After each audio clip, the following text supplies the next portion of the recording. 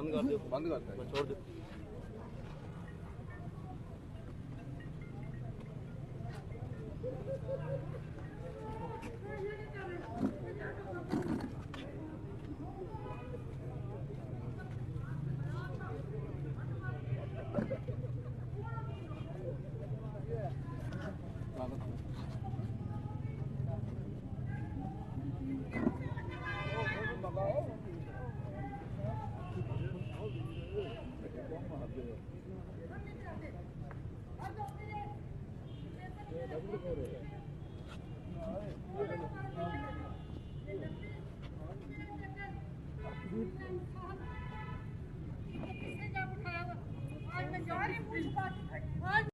जी बिस्मिल्लाहिर्रहमानिर्रहीम।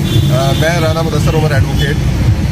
आज मियाँ हमाद अज़हर साहब जो कि साहब वफाकी वज़ीर भी हैं, पाकिस्तान तहरीक इंसाफ पंजाब के एक्टिंग प्रेसिडेंट भी हैं और NA 129 से पाकिस्तान तहरीक इंसाफ के उम्मीदवार भी हैं लाहौर से।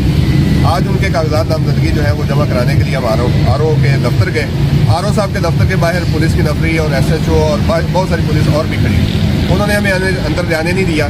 काफ़ी देर उनसे तलक कलामी भी हुई, बड़ी सारी बातें भी हुई। कर करा के हम इतना कामयाब हो गए कि हम वो पेपर्स लेके RO के कमरे में पहुंच गए। वहाँ पे गुलाम मुस्तफ़ा डोगर साहब हैं जो कि RO हैं उस हल्के के NA 129 के। उन्होंने पेपर स्क्रूटनी के बाद, देखने के बाद उन्होंने कहा कि हमाद अज़हर साहब के जो पेपर्स हैं वो हम एक्सेप्ट नहीं कर सकते। हमने उनको समझाने की कोशिश की कि ये बुनियादी हकूक़ हैं, पेपर जमा करना आप पे फ़र्ज़ है। उसके बाद स्क्रूटनी का मरहला है, उस वक्त जो एतराज़ आएंगे उसको दूर कर लिए जाएंगे, या एक्सेप्ट किए जाएंगे या नहीं किए जाएंगे वो आपका इख्तियार है, लेकिन पेपर रखना आपकी ड्यूटी है। वो कोई भी शख्स आएगा तो आपने पेपर रखने हैं। लेकिन उन्होंने पेपर लेने से इनकार किया और उन्होंने कहा है कि हमें ऊपर से इन पेपर्स को रखने की इजाज़त नहीं है।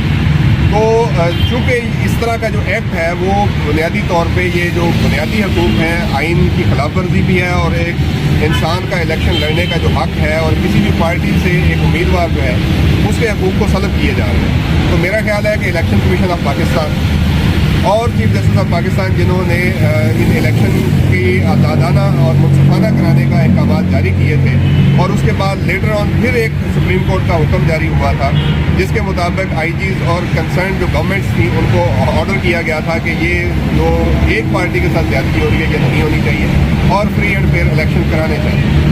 लेकिन ये ज़्यादती हो रही है। पाकिस्तान तहरीक इंसाफ के जो उम्मीदवार हैं उनको पेपर जमा कराने नहीं दिए जा रहे। तो आज मियाँ हमाद अज़हर साहब जो वफाकी वज़ीर हैं साबका और पाकिस्तान तहरीक इंसाफ पंजाब के प्रेसिडेंट हैं, उनके पेपर्स RO ने लेने से इनकार कर दिया।